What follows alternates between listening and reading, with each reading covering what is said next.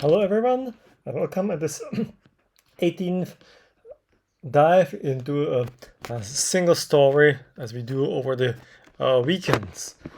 Today's story is inspired by an article in Chemical and Engineering News talking about the developments in the production of sustainable aviation fuel.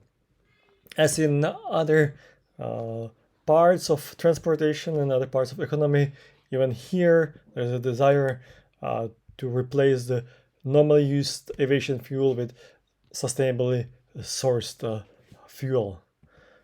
The usual source of aviation fuel, as for vast majority of other liquid fuels, is of course crude oil, and the aviation fuel portion is isolated as the paraffin fraction during fractional distillation of crude oil.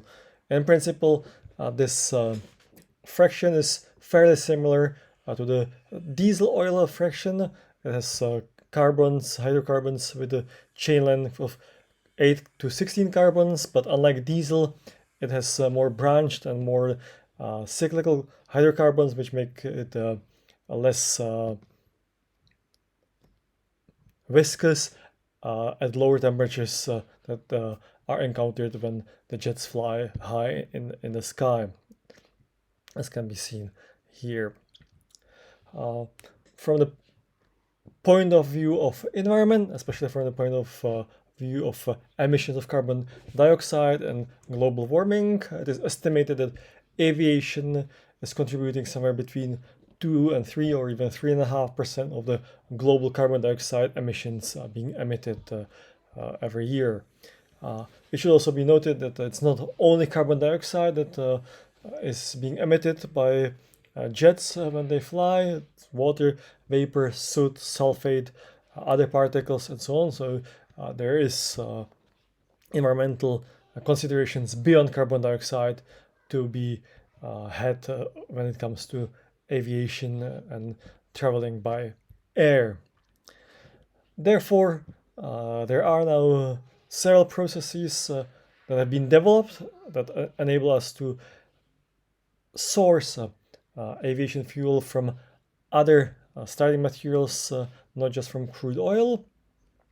And 4 of these technologies have now been approved by the ASTM, and the products from these processes can be added to jet fuel up to 50% of volume.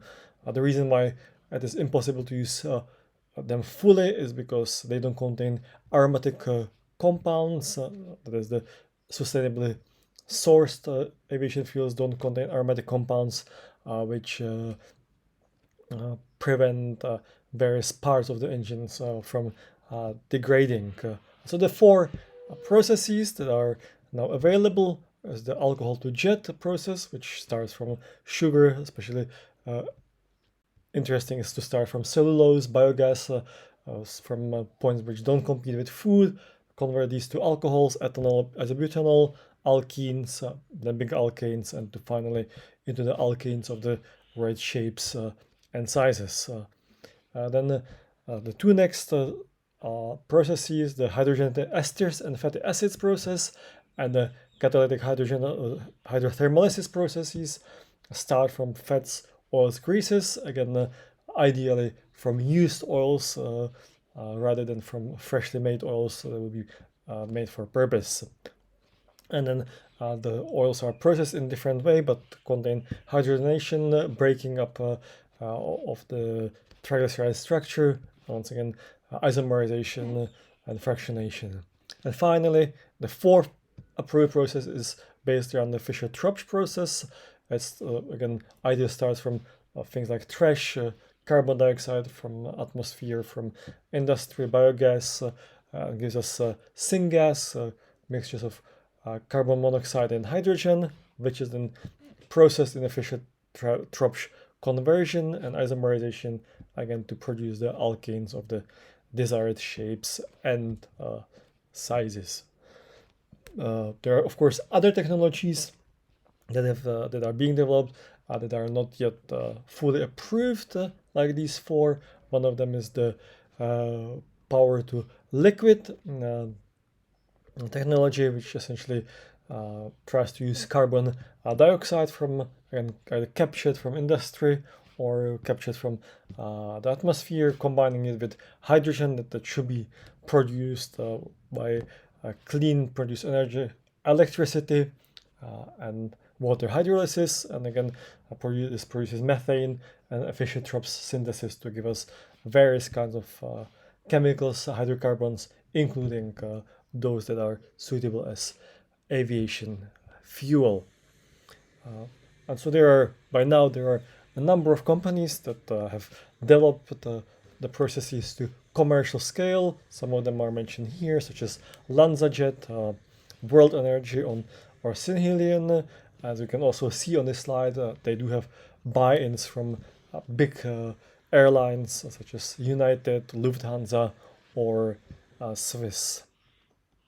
However, it is still needed to be kept in mind that the sustainable aviation fuel supply is much smaller than the global demand that is on the order of 100 billion of gallons per year. And even though there has been a tremendous growth over the last 5 years in the production capacity of sustainable aviation fuel, it is now only in the millions of gallons per year. So significant further growth is needed here, which might be also limited by the available materials, starting materials, and waste products. It is also needed to be kept in mind that, of course, both in terms of economics and then starting materials, the processes for producing sustainable aviation fuel are competing with other processes of production of renewable and biofuels, such as biodiesel or renewable diesel. Thank you for your attention. I'll see you in our quick newsletters next week. And then again, in a week's time, I hope to produce another deep dive into an interesting story like this. Thank you again. See you next time.